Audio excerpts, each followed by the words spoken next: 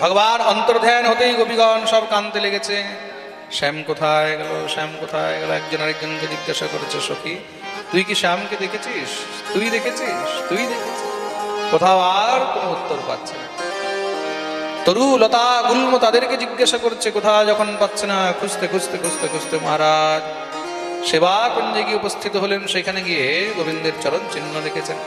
শ্যামসুন্দরের চরণ চিহ্নের সঙ্গে কোনো এক গোপীর চরণ চিহ্ন রয়েছে। বুঝে গেছে যে গোবিন্দ আমাদেরকে ছেড়ে কোনো এক বিশেষ গোপীকে সঙ্গে করে নিয়ে গেছে।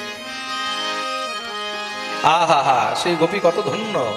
গোবিন্দ যাকে ত্যাগ করেন সেই চরণ চিহ্ন কার, সেই গোপীকে? শ্রী সুখদেব প্রভু বলছেন, এই গোপী অন্য কেউ নয়, অনয়া রাধিতো নূনম ভগবান হরিশ্বর यन्नो विहाय गोविन्दः प्रीतोयामनयदर। अनया राधितो भगवान हरिश्वरः राधितो आराधितो यस्य। যিনি গোবিন্দের আরাধিকা তিনি হলেন শ্রী রাধিকা।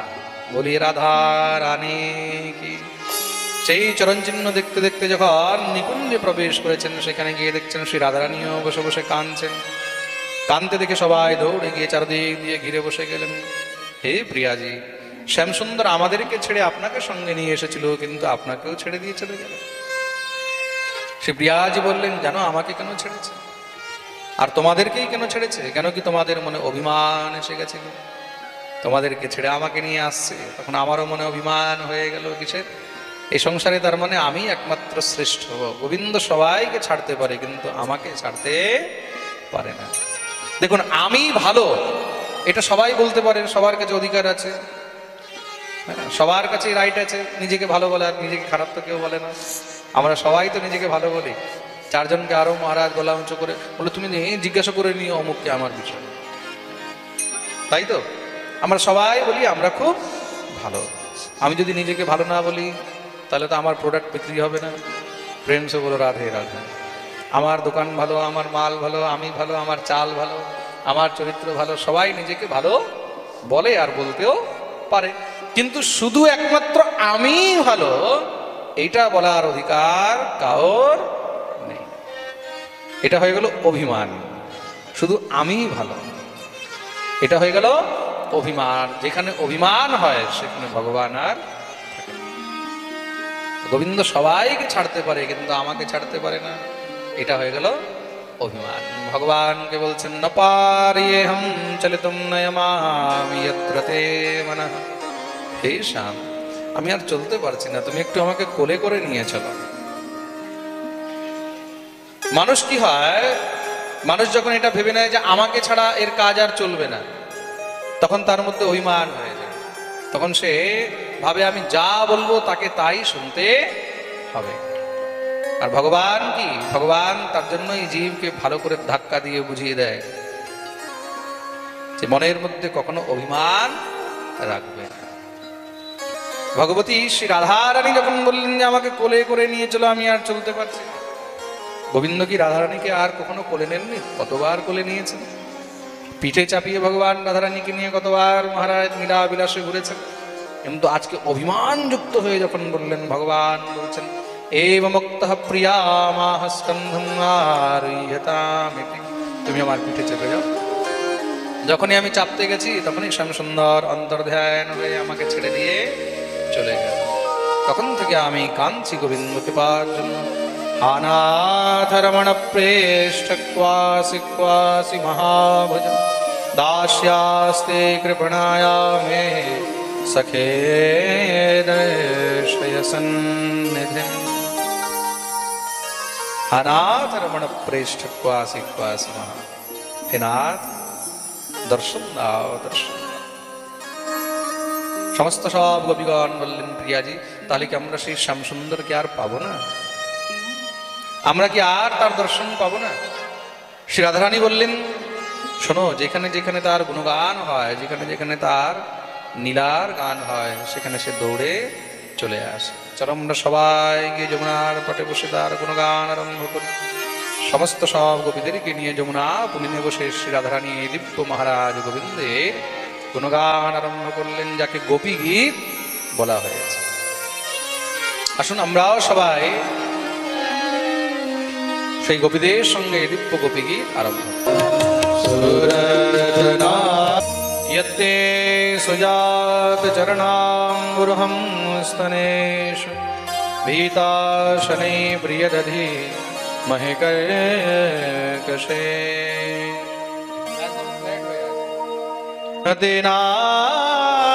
তেনাটবীমটসি তৎ व्यथते न किंस्वित् पूर्वादिविद भ्रमतिधे भवदायुषा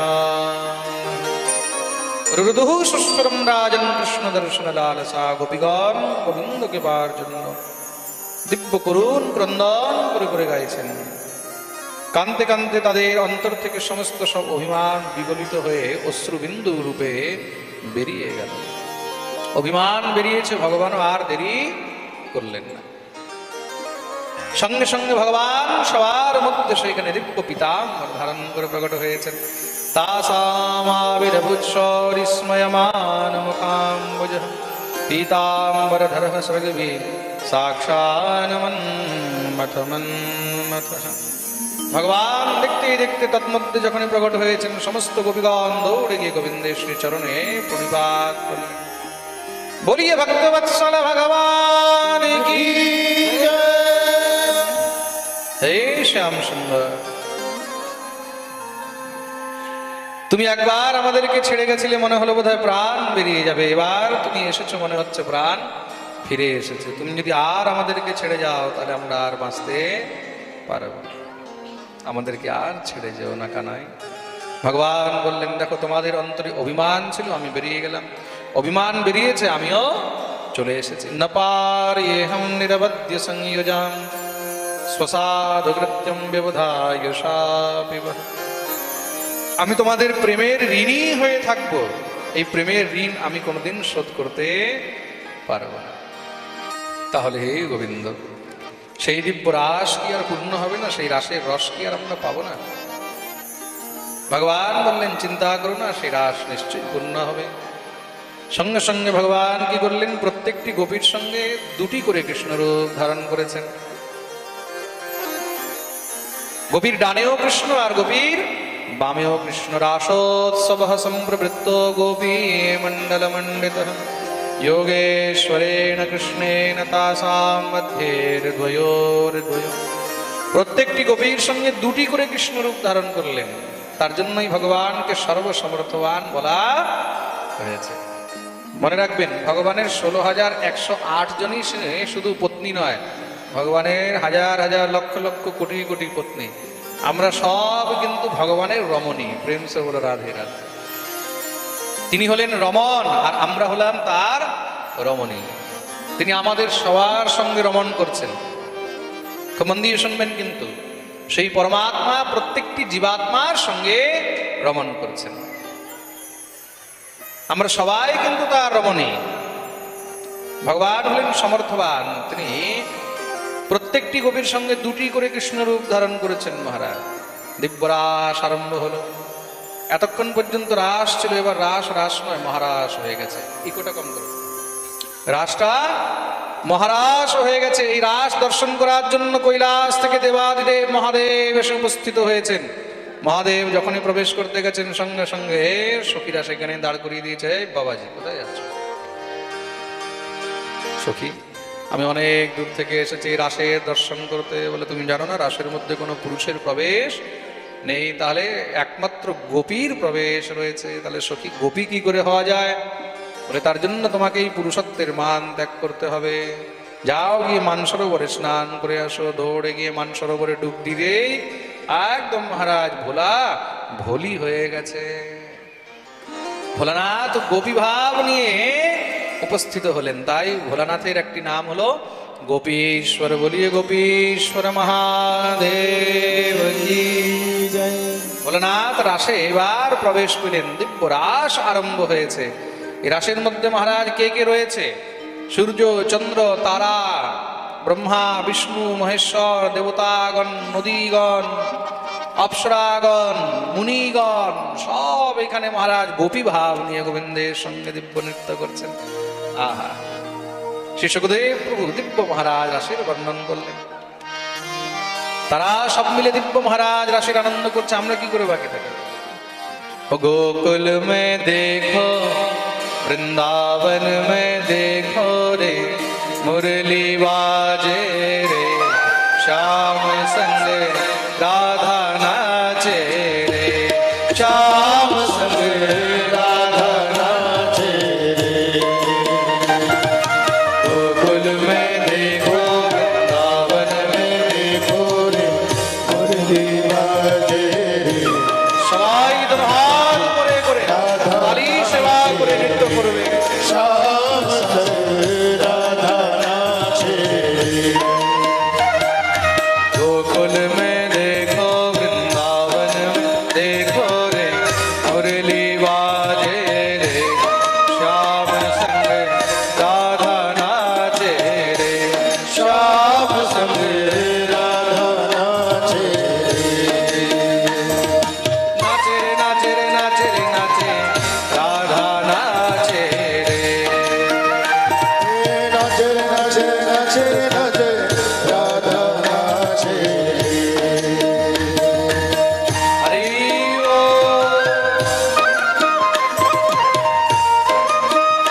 যারা যারা এই রাসের মধ্যে গোবিন্দের সঙ্গে গভীরভাব নিয়ে নৃত্য করতে চায় নিজের জায়গায় দাঁড়িয়ে হরি ও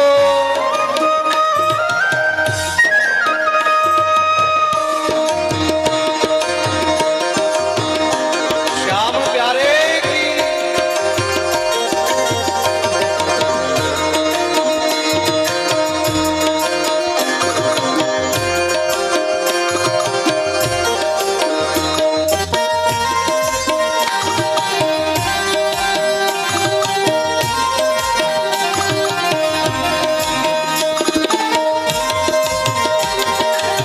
जय हो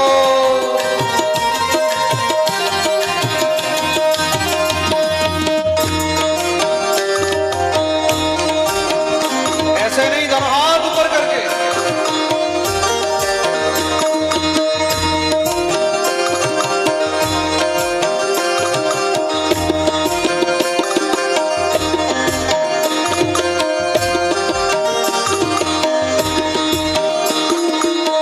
छम छम नाचे राधा रानी सुन के मीठी मुरलिया छम छम नाचे राधा रानी सुन के मीठे मुरलिया छम छम नाचे राधा रानी सुन के मीठी मुरलिया छम छम नाचे राधा रानी सुन के मीठे मुरलिया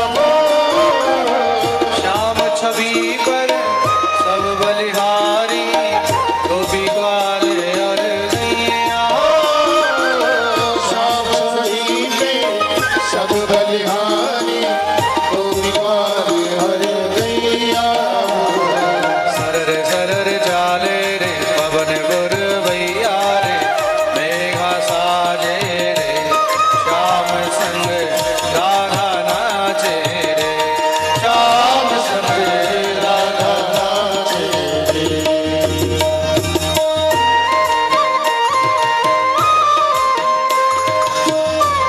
हरि बोल।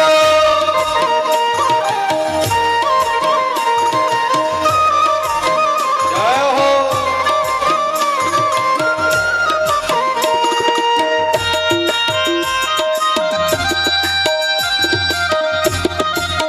बाके बिहारी लाल की राधा श्याम सुंदर लाल की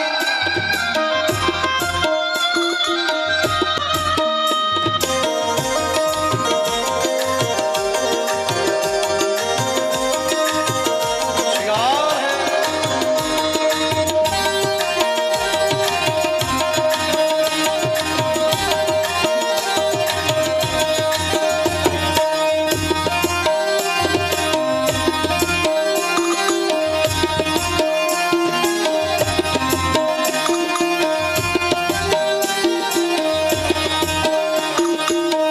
बंशी बट पर यमुना तट पर कान्हा रास रचाए हो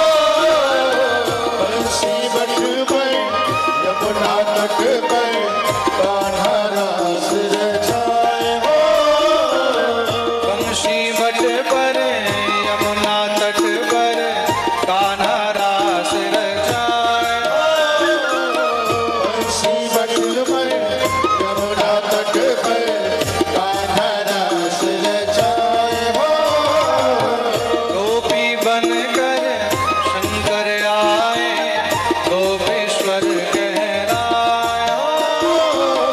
गोपी बनकर शंकर आए, गाइए कहलाए हो। डम डम डम डमरू बाजे, कान्हा की मुरली पर सब जग नाचे रे, श्याम संग राधा नाचे रे, श्याम संग राधा नाचे।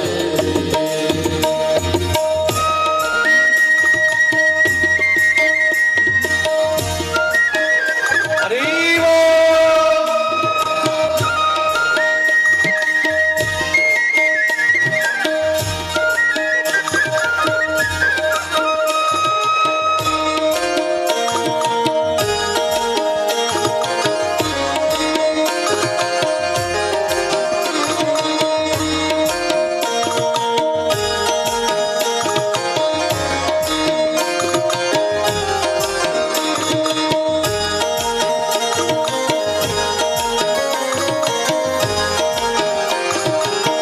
श्री राधे जय हो।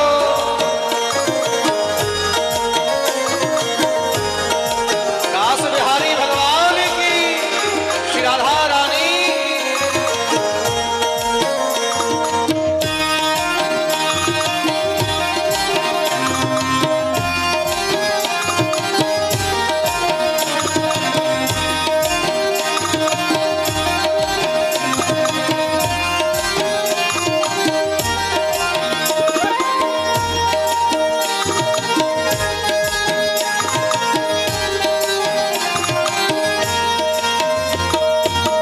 चंद्र किरण सो श्याम सलोनो, दो आंखें कजरारी हो। चंद्र किरण सो श्याम सलोनो, दो आंखें कजरारी हो। सूरज में कालंदी तट, देवतन कमल भी देखन तुझन जावे। देखन तुलल जावे, देखन तुलल जावे। सूरज और चंद्र नाचे, अंतर को यक्ष नाचे, नाचे त्रिपुरारी ब्रह्मा नाग किन्नर नाचे। ओ नाग किन्नर नाचे, नाग किन्नर नाचे, ओ नाग किन्नर नाचे। पूनम की रात आज राधा के संग देखो गोपिन के संग प्यारो नटवर नाचे। प्यारो नटवर नाचे, प्यारो नटवर नाचे। रास रचोगे, रास रचोगे, यमुना के तट हरि रास रचोगे। रास रचो है, रास रचो है, हरि हरि रास रचो है। रास रचोगे, रास रचोगे, गाइए हरि रास रचोगे। रास रचो है, रास रचो है, यमुना के तट हरि रास रचो है। ओ हे वीरे, हे वीरे, हाथ बड़े बड़े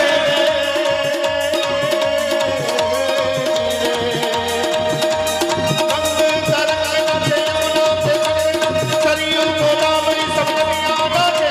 ओ नदिया नाचे, नदियाँ नाचे, नदिया नाचे, गगन नाचे, मनवा मगन नाचे। धरती गगन नाचे, मनवा मगन नाचे। गोपिन के संग प्यारो नटवर नाचे। प्यारो नटवर नाचे, प्यारो नटवर नाचे। हे सूरज और चंद्र नाचे, अंतर को यक्ष नाचे, जय हो। नाग किन्नर नाचे। ओ नाग किन्नर नाचे, नाग किन्नर नाचे। नाग किन्नर नाचे। पूनम की रात आज राधा के संग देखो गोपिन के संग प्यारो नटवर नाचे। ओ प्यारो नटवर नाचे, ओ प्यारो नटवर नाचे।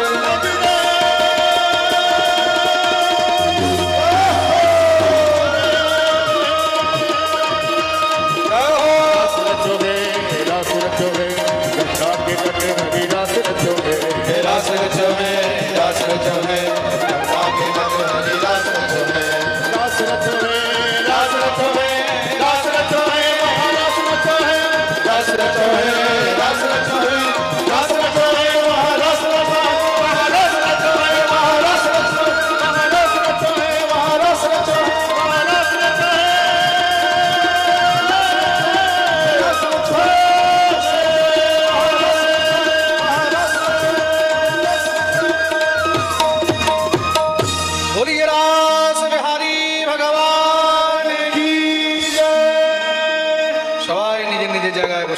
যারা যেখানে আছেন गोकुल में देखो वृंदावन में देखो रे मुरली बाजे रे श्याम संग राधा नाचे रे श्याम संग राधा नाचे रे श्याम संग राधा नाचे रे श्याम संग राधा नाचे रे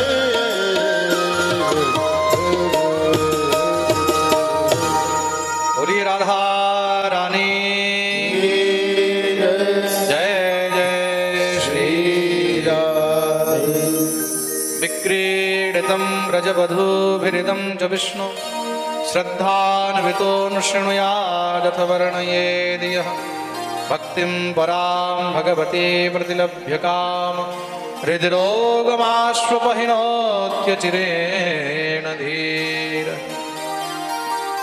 শ্রী সুখদেব প্রভু বলছেন, যে জীব ভগবানের এই দিব্য রাসের কথা নিত্য শ্রবণ করে, ভগবান তার হৃদয়ের যত রোগ আছে, হৃদয়ের যত শোক আছে, সেই সমস্ত রোগ শোক সব নাশ করে দেন।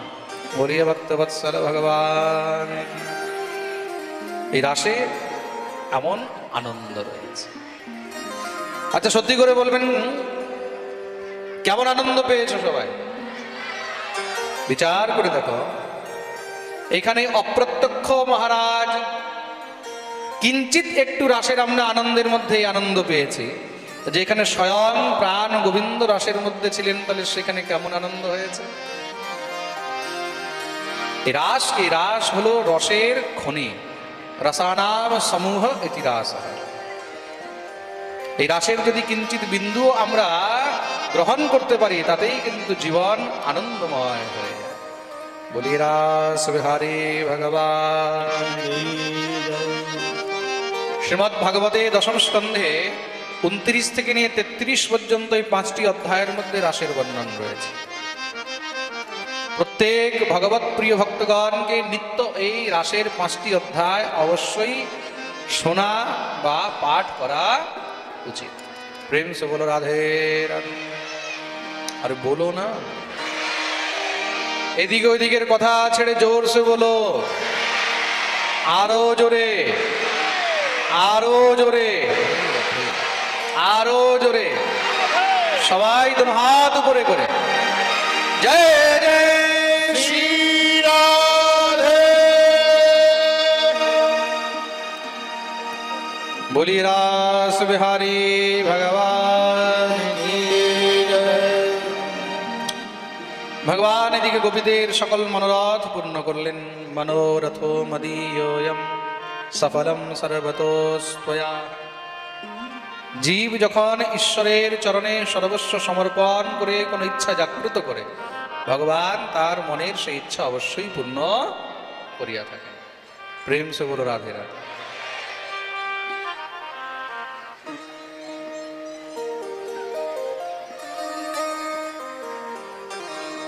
দেখুন, এই রাসের মধ্যে যে গোপীগণ ছিলেন, এই গোপীগণ কে ছিল? এই গোপীগণ কিন্তু কোনো সাধারণ নারী নয়। এই গোপীগণ জন্ম জন্মান্তরের সেই ঋষি মুনিগণ, যারা গোবিন্দকে আপ প্রাণে চেয়েছেন, যারা যুগ যুগান্তর ধরে সাধনা করেছেন গোবিন্দকে পাওয়ার জন্য। ভগবান শ্রী রামচন্দ্র যখন দণ্ডকারণ্য হয়ে যাচ্ছেন না, সেখানে সেই সহস্র সহস্র ঋষিগণ মুনিগণ প্রভু শ্রী রামচন্দ্রকে দেখে প্রভুকে পাওয়ার ইচ্ছা জাগ্রত করলেন। ভগবান তাদেরকে বললেন, চিন্তা করো না, তোমাদের ইচ্ছা অবশ্যই পূর্ণ হবে। কখন? দাপরের অন্তে যখন আমি কৃষ্ণ রূপে অবতীর্ণ হব, তখন তোমরা সবাই গোপী হয়ে আসবে, আর তখন তোমাদের সবার মনের ইচ্ছা পূর্ণ হবে। এই সংসারে কে না চায় যে আমার সেই প্রিয় গোবিন্দকে একবার বুকে জড়িয়ে ধরি? তা ঠাকুরকে বুকে জড়িয়ে ধরার সৌভাগ্য কি সবার সম্ভব? হ্যাঁ, সম্ভব কি? সেই গোবিন্দকে অঙ্গীকার করার জন্য সেই সামর্থ্য চায়। সূর্যকে আলিঙ্গন করা তো বহুত দূরের কথা, সূর্যের দিকে তাকানোও কিন্তু অত সহজ নয়। তাহলে কি হয়? বলছে চোখ নষ্ট হয়ে যাবে, চোখের জ্যোতি জ্বলে যাবে, তাই তো? তুমি কন্টিনিউ সূর্যের দিকে তাকাতে পারবে? সামর্থ্য আছে? তাহলে সেই সূর্যকে আলিঙ্গন করতে গেলে কি হবে? বৈজ্ঞানিকরা কি করে? বৈজ্ঞানিকরা চাঁদের মধ্যে মহারাজ স্পেস ইয়েগুলো পাঠিয়ে দিচ্ছে, কি বলে, অন্তরিক্ষ যান, রকেট, বড় বড় মহারাজ, হ্যাঁ, যানগুলো সব মেশিনগুলো চাঁদে পাঠিয়ে দিচ্ছে, হ্যাঁ, অন্য জায়গায় পাঠিয়ে দিচ্ছে। সূর্যে কেন পাঠাতে পারেন না? কেন কি তার তেজ সহ্য করার সামর্থ্য পৃথিবীর কোনো মেটালের মধ্যে নেই। সূর্যের কাছে গেলে তার তাপে সব গলে যাবে, নষ্ট হয়ে যাবে। তো ভগবানের তো মহারাজ সেই দিব্য তেজ, সেই ভগবানকে অঙ্গীকার করার সামর্থ্য তো হওয়া উচিত। তা সেই সামর্থ্য মহারাজ অত সহজে পাওয়া যায় না। গোবিন্দের সঙ্গে মহারাজ নিকটতা পেতে হলে, তার অঙ্গ সঙ্গ করতে হলে, তাহলে তোমাকেও জন্ম জন্মান্তরের পুণ্য প্রতাপের প্রয়োজন থাকবে। সেই মহারাজ পুণ্যের প্রভাব না থাকলে সেই গোবিন্দকে অঙ্গীকার করা অত সহজ নয়। তাই গোপীগণ জন্ম জন্মান্তর ধরে গোবিন্দের সাধনা করে আজকে গোবিন্দকে নিজের কাছে পেয়েছে। প্রেম সে বল রাধে। গোপী কাকে বলা হয়েছে মনে রাখবে। গোপী শব্দের অর্থ কি? বলছে গোভী ইন্দ্রিয়ৈ কৃষ্ণ রসং পিবতি ইতি গোপী। যিনি নিজের ইন্দ্রিয় দ্বারা সবসময় কৃষ্ণ রসের আস্বাদন করেন তিনি হলেন গোপী। এখানে আপনিও গোপী হতে পারেন আর আমিও গোপী হতে পারি, কিন্তু সেই গোপী হওয়ার পাত্রতা আমাদেরকে নিজের মধ্যে আনতে হবে। সেই একাগ্রতা চাই, সেই নিষ্ঠা চাই। জীব যখন কৃষ্ণ ছাড়াই সংসারে আর কিছু বুঝে না, তখন গিয়ে সেই কৃষ্ণ রসের আস্বাদন করতে পারে। প্রেম সে বলো রাধে। তাই গোপী কোনো সাধারণ নয়, এরা কোনো সাধারণ নারী নয়, তারা জন্ম জন্মান্তরের সাধনার ফলে এখানে গোপী হয়ে কৃষ্ণকে পেয়েছে।